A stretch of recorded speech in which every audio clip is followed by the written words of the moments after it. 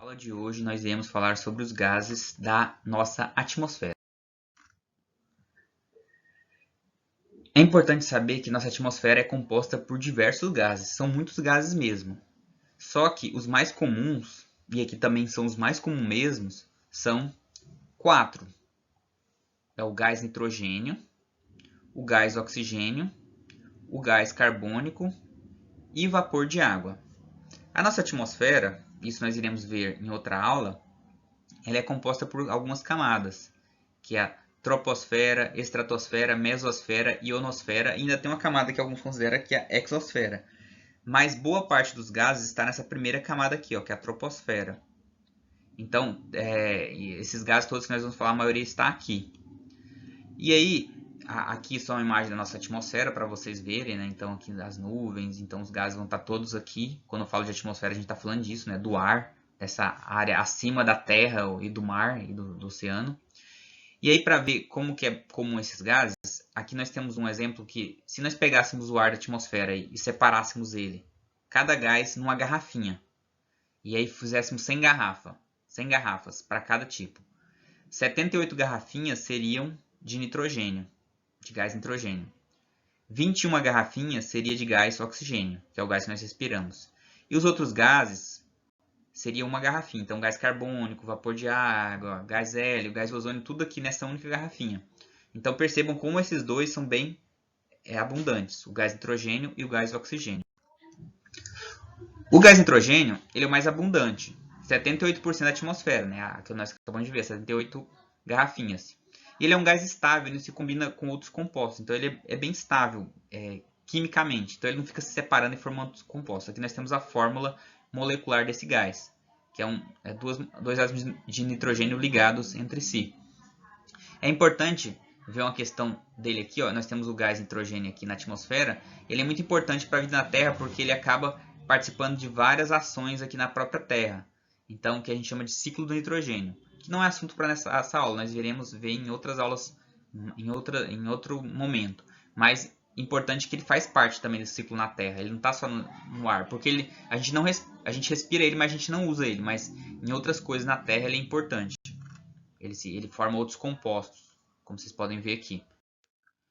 O gás oxigênio, todo mundo conhece, a gente respira oxigênio. Quando a gente fala a gente respira oxigênio, é o gás oxigênio.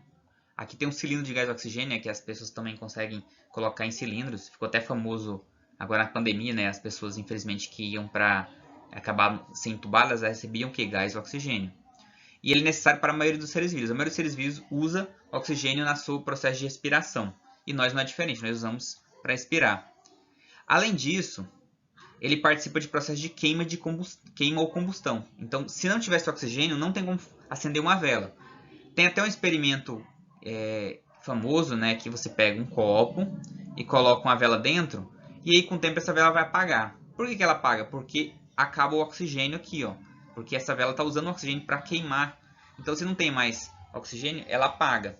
Então, ela é chamada de fonte de ignição. E aí é o segundo gás mais famoso da atmosfera, né? 21% é composto de oxigênio. Aqui nós temos a molécula de oxigênio. Esse oxigênio, de novo aqui um ciclo, né? Que é o ciclo dele, ele participa de várias coisas. Então ele está aqui na atmosfera. A maioria dos seres vivos usa ele para respirar. Então aqui as plantas usam, a vaquinha também, a gente, a graminha também. Então tudo ele participa desse ciclo importante que é chamado ciclo do oxigênio. O próximo gás ele é presente em pequena quantidade no ar, mas ele é muito importante, que é o gás carbônico, CO2. Ele é menos de 1% da atmosfera, como nós já vimos. Mas ele participa de eventos importantes como a fotossíntese, que é a produção de energia pelas plantas, que elas pegam esse gás carbônico junto com a luz solar e transformam em glicose, ou seja, açúcar para a planta, para a comidinha da planta. Nós também liberamos ele na respiração, então a gente respira os gases e no final a gente acaba liberando o quê? Gás carbônico. E ele é importante para o efeito estufa, que é um efeito muito importante na Terra para manter uma temperatura adequada. O problema é que esse efeito estufa está sendo aumentado, ou seja, a gente está liberando muito gás carbônico com os carros, com as chaminés. E aí, aqui nós temos a consideração dele estar aumentando na Terra. E aí faz com que esse efeito estufa aumente e aí a Terra fique mais quente que o normal. Então isso é um problema. O efeito estufa é bom, mas quando a gente libera mais gás carbônico que a natureza suporta, então aumenta a temperatura ainda mais. Então é uma coisa que nós devemos olhar com muito cuidado. E o último gás importante da Terra é o vapor d'água. É a água gasosa. Então aqui essa água, vapor d'água, ele está entre estado líquido e gasoso. Vocês podem ver aqui, ó. Então aqui, por exemplo, um dia frio, você vê o vaporzinho d'água. As nuvens também são formadas de vapor d'água.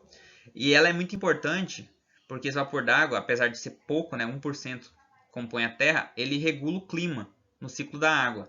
Então, uma coisa importante que talvez você já ouviu falar é a umidade relativa do ar. O que é a umidade relativa do ar? É o quanto de vapor de água tem na atmosfera.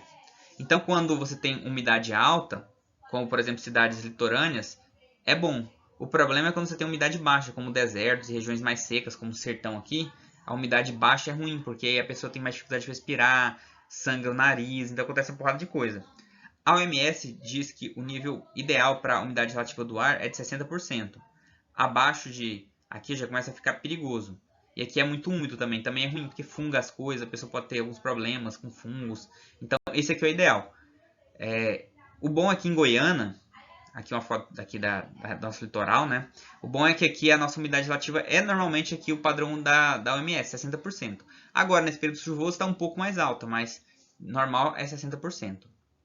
Então é isso, pessoal. Espero que vocês tenham gostado dessa aula. Fiquem todos com Deus.